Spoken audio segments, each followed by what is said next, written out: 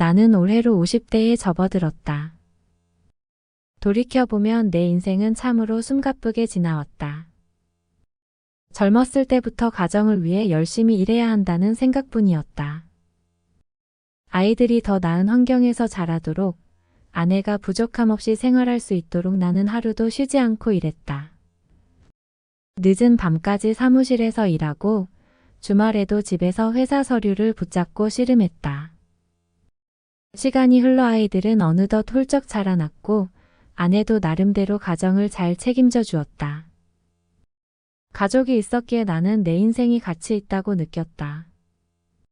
물론 가족은 소중한 존재이다. 하지만 내 인생에서 정작 내 스스로를 돌아볼 틈도 없이 일만 하며 살았던 그 시간들이 지금은 후회로 다가온다. 몇 달 전 병원에서 건강검진을 받았을 때 의사로부터 췌장암에 걸렸다는 진단을 받았다. 그 소식을 들은 순간 모든 것이 무너져 내리는 듯한 느낌을 받았다. 가족을 위해 그토록 열심히 일했지만 정작 나는 내 몸을 돌보지 못했다. 시한부 진단을 받고 병원 침대에 누워 생각해보니 내가 놓쳐버린 시간이 너무나도 많았다. 아이들이 커가는 모습을 제대로 보지 못했고 아내와 함께 웃고 이야기할 시간도 부족했다. 그저 일에만 매달려 지냈던 나는 정작 가장 소중한 것들을 잃어버리고 있었다. 건강을 잃고 나서야 비로소 깨달았다. 삶에서 진정 중요한 것은 가족과 함께하는 시간, 그리고 나 자신을 아끼는 것이라는 것을 말이다. 이제 남은 시간이 얼마나 될지는 모르겠지만 나 자신과 가족을 위해 살아가고 싶었다. 늦은 감이 있지만 아이들과 더 많은 대화를 나누고 아내와 손을 잡고 산책도 하며 소중한 추억을 쌓고 싶다. 후회로 가득한 내 인생이지만 남은 시간만큼은 후회 없이 살아가기를 다짐해 본다. 병원에서의 생활은 단조롭고 힘들었다. 매일 같은 시간에 약을 먹고 치료를 받고 침대에 누워 시간을 보내는 것이 전부였다. 그러나 그러던 어느 날 내 곁으로 한 간병인이 오게 되었다. 그녀의 이름은 정미경이었고 나와 비슷한 나이의 중년 여성이었다. 처음에는 그저 형식적인 대화만 나누었다. 오늘은 기분이 어떠세요? 라는 질문에 그냥 그렇습니다. 라는 대답을 하는 정도였다. 하지만 시간이 지나면서 그녀와 나는 점점 더 많은 이야기를 나누게 되었다. 그녀는 따뜻하고 진심 어린 말로 나를 위로해 주었고 나의 고통을 함께 나누려는 듯한 모습에 나는 조금씩 마음의 문을 열기 시작했다. 정미경 씨는 나와 비슷한 아픔을 가지고 있었다. 그녀는 남편을 일찍 여의고 두 아이를 혼자서 키우며 살아왔다고 했다. 나와 같은 세월을 보냈지만 그녀는 자신의 삶에 대해 후회하지 않는다고 말했다. 그녀는 아이들과 함께한 시간들이 있었기에 지금의 내가 있는 것 같다고 했다. 그녀의 이야기를 들으며 나는 많은 것을 생각하게 되었다. 내가 놓쳐버린 시간들, 그리고 그 시간들 속에서의 행복을 말이다. 어느 날 그녀는 나에게 작은 선물을 하나 건넸다. 그것은 그녀가 손수 만든 작은 수첩이었다. 그 수첩에는 그녀가 나에게 해주고 싶었던 말들이 적혀 있었다. 당신은 혼자가 아닙니다. 지금 이 순간을 소중히 여기세요. 삶은 우리가 만들어가는 것입니다. 등의 문구가 적혀 있었다. 나는 그 수첩을 읽으며 눈물을 흘렸다. 그녀의 진심 어린 위로에 나는 큰 힘을 얻었다. 우리는 점점 더 가까워졌다. 그녀는 나의 이야기를 들어주었고 나는 그녀의 이야기를 들어주었다. 우리는 서로의 아픔을 이해하며 서로를 위로하며 특별한 관계로 발전해 나갔다. 나는 그녀에게 나의 후회와 아쉬움을 털어놓았고 그녀는 나에게 자신의 삶의 지혜를 전해주었다. 어느 비 오는 날 병원 창가에 앉아 창밖을 바라보고 있을 때였다. 미경 씨가 다가와 조용히 내 곁에 앉았다.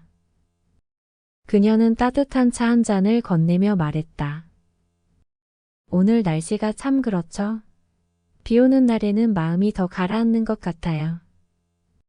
나는 고개를 끄덕이며 대답했다. 그러게요. 이런 날에는 더 많은 생각이 들곤 하죠. 그녀는 잠시 말을 멈추더니 조심스럽게 말을 꺼냈다. 사실 저도 당신과 비슷한 시기에 병원에 입원한 적이 있었어요. 그때 저를 돌봐주던 간호사분이 정말 큰 힘이 되었죠. 그래서 저도 이렇게 간병인의 길을 선택하게 되었어요. 당신에게 조금이라도 힘이 되고 싶었어요. 그녀의 고백에 나는 놀라움을 감추지 못했다. 우리는 비슷한 경험을 공유하고 있었다. 그녀의 이야기를 들으며 나는 그녀가 왜 그렇게 따뜻하게 대해주는지 이해할 수 있었다.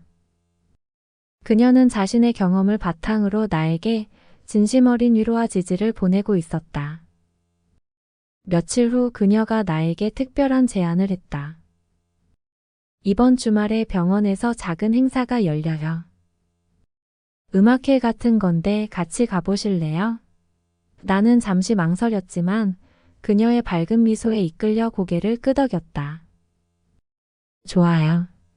같이 가요. 그날 저녁 우리는 병원 로비에서 열린 작은 음악회에 참석했다. 병원의 환자들과 직원들이 모여 작은 무대를 둘러싸고 있었다. 음악이 흐르기 시작하자 나는 마치 오랜 시간 잊고 지냈던 감정을 되찾은 듯한 기분이 들었다. 미경 씨는 내 옆에서 함께 음악을 감상하며 조용히 미소 지었다. 음악회가 끝난 후 우리는 병원 정원을 산책했다. 밤하늘에 별이 빛나고 있었다. 그녀는 손을 내밀어 내 손을 잡았다. 이 순간을 소중히 여겨요. 우리 모두에게 내일이 있다는 보장은 없으니까요. 나는 그녀의 말을 되새기며 지금 이 순간을 온전히 느꼈다. 그녀와 함께 있는 이 시간이 나에게 얼마나 소중한지 깨달았다. 날이 갈수록 우리는 더 많은 시간을 함께 보냈다. 그녀는 나에게 휴대폰으로 게임하는 법을 가르쳐 주었고, 나는 그녀에게 내가 좋아하는 책들을 소개해 주었다. 우리는 서로의 삶을 공유하며 서로의 존재를 소중히 여기게 되었다. 그녀는 나에게 삶의 소중함을 일깨워 주었고, 나는 그녀에게 감사의 마음을 전했다. 하지만 우리의 관계가 깊어질수록 나는 한 가지 고민에 빠지게 되었다. 아내와 가족에 대한 미안함이 마음을 무겁게 했다. 정미경 씨와의 시간은 나에게 큰 위로와 행복을 주었지만 가정에 대한 책임과 의무를 잊을 수는 없었다. 어느 날 나는 미경 씨에게 솔직하게 털어놓았다. 미경 씨, 나는 당신과 함께하는 시간이 너무나도 소중해요. 하지만 가족에 대한 미안한 마음이 자꾸만 나를 괴롭혀요. 어떻게 해야 할지 모르겠어요. 그녀는 잠시 생각하더니 조용히 대답했다. 당신의 마음을 이해해요. 가족은 소중하죠. 하지만 당신도 소중한 사람이라는 걸 잊지 마세요. 당신이 행복해야 가족도 행복할 수 있어요. 그녀의 말은 나에게 큰 위안이 되었다. 나는 그녀의 말을 되새기며 나 자신을 좀 더 소중히 여기기로 결심했다. 가족을 위해 살아온 세월도 중요하지만 지금 이 순간 나 자신의 행복도 중요하다는 것을 깨달았다.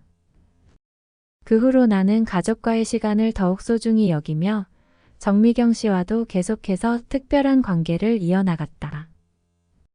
그녀와 함께하는 시간들은 나에게 큰 힘과 위로가 되었다. 우리는 서로의 아픔을 이해하고 서로를 위로하며 함께 성장해 나갔다. 이제 나는 후회보다는 감사의 마음으로 하루하루를 살아가고 있다. 정미경 씨와 함께한 시간들은 나에게 큰 위로와 행복을 주었다. 그녀는 나에게 삶의 소중함을 일깨워준 소중한 사람이다. 나는 이제 그녀와 함께 남은 시간을 소중히 여기며 후회 없이 살아가고자 한다. 내가 남긴 이 글이 누군가에게 작은 교훈이 되기를 바란다. 일을 열심히 하는 것도 중요하지만 자신의 건강과 가족과 함께하는 시간을 소홀히 하지 말아야 한다. 삶의 균형을 잡고 진정으로 소중한 것들을 잊지 않는 것이 무엇보다 중요하다는 것을 말이다. 그리고 때로는 새로운 만남이 우리에게 큰 위로와 힘이 될 수 있다는 것을. 정미경 씨와의 만남은 나에게 그런 의미였다. 나는 그녀에게 감사하며 앞으로도 그녀와 함께 더 많은 추억을 만들어 나가고 싶다.